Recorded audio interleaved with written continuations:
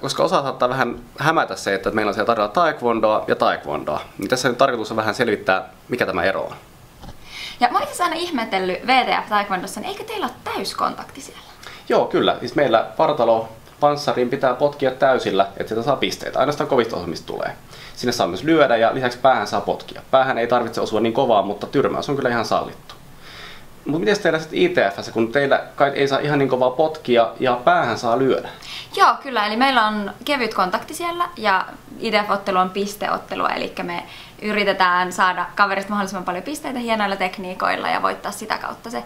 Ja kyllä oot ihan oikeassa siinä, että päähän saa lyödä ja kuten teilläkin, niin meilläkin saa päähän myös potkia. Ja ne päähän potkut on ehkä sitä kaikista niin kuin halutuinta tavaraa, koska siitä saa eniten pisteitä.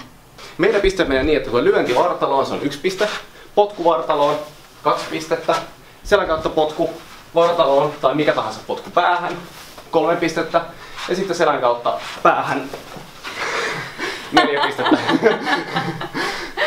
Meillä on taas sillä, että meillä saa niinku lyönneistä vartaloa, lyönnistä päähän molemmista 1 pisteen, potku vartaloa 2 pistettä ja sitten vielä potku päähän 3 pistettä.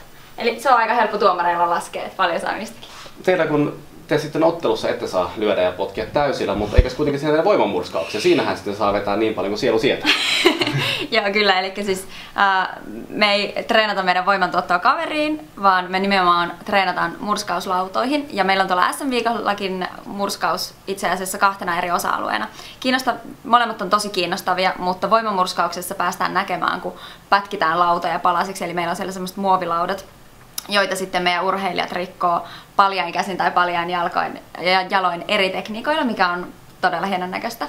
Eli meillä freestyle-liikesarjojen siellä on pakollisia hyppypotkuja, muun muassa hyppysivupotku, vähintään 3-kertainen hyppyetupotku, kierrättävä potku, missä pitää mennä vähintään 360 astetta ympäri, mielellään enemmänkin. Akrobaattisia liikettä en näytä. Jätän ne nuoremmille notkeammille. Meillä on ITF Taekwondossa siellä myös liikesarja, yksi SM-viikon osa-alueista. Ja mä näytän teille nyt tosi pienen pätkän yhdestä meidän liikesarjasta. Pysy pääasiassa paikallani, koska tila on niin rajallinen. Mutta tältä näyttää pieni pätkä meidän Mustavyön Pone liikesarjasta.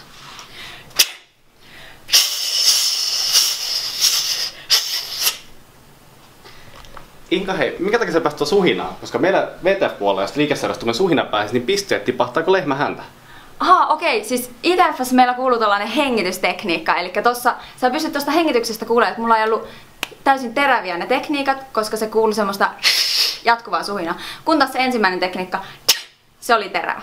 Eli meillä se on pakollinen ja itse asiassa meillä lähtee pisteet, jos ei ole oikeanlaista hengitystekniikkaa. Tule katsomaan taekwondoa, sä voit nähdä vauhdikasta ottelua. Taekwondo ja taekwondo, molemmat tunnetaan siitä nimenomaan vauhdikkuudesta ja näyttävyydestä ottelussa. VTF taekwondo on myös olympialaji. Ja freestyle-liikesarjassa yhdistyy akrobaatia ja kamppailu, että se on ehdottomasti näkemisen arvoinen juttu. ITF Taekwondossa hienoa on se, että sä pääset näkemään siellä, kuinka potkitaan päähän silleen, että kaverille ei oikeastaan käy mitään, että potkitaan hirveän hallitusti ja turvallisesti. Pystyy näkemään tosi upeita suorituksia siellä tosi tiukoissa tilanteissa. Mutta sen lisäksi meillä on tosiaan murskaus, eli tuu kattoo voimamurskausta, pääset näkemään, miten isot ja pienetkin tytöt ja pojat, miehet ja naiset murskaa paljain käsin, paljain jaloin yllättävän suuria lautanippuja. Nähdään siellä. Nähdään Tampereella.